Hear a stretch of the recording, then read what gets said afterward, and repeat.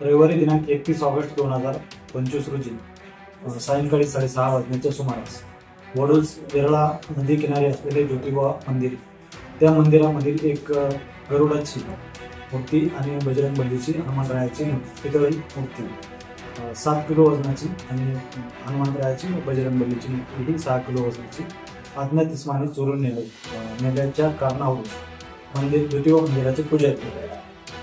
रविराज कृष्ण गोडसे वय 37 वर्ष यांच्या फिर्यादीवरून अपराध क्रमांक 226 गुन्हा नंबर 226 अपडेट 2025 कलम 305 भारतीय न्याय संहिता 2023 अनुसार वडूज पोलीस स्टेशन या ठिकाणी गुन्हा नोंद करण्यात आला होता. नमूद गुन्ह्यांच्या तपासाकरता ट्रॅफिकचे आमचे अंमलदार भोसले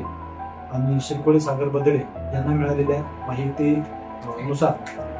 एक इसम त्याला आम्ही ताब्यात घेतलेला आहे. त्याचं नाव आहे दीपक माने. हा त्या मूर्ती विकण्यासाठी एका गोणीमध्ये घेऊन त्याच्यावर कपडे टाकतो, जुने वापरते कपडे टाकतो घेऊन विकण्यासाठी जात असताना मिळालेल्या बातमीवरून त्याला ताब्यात घेतला असून हा मंदिर चोरीचा गुन्हा उघडकीस आणलेला आहे. मंदिर चोरीमधील मूर्ती चोरीचा जो गुन्हा आहे हा 3 दिवसांमध्ये उघडकीस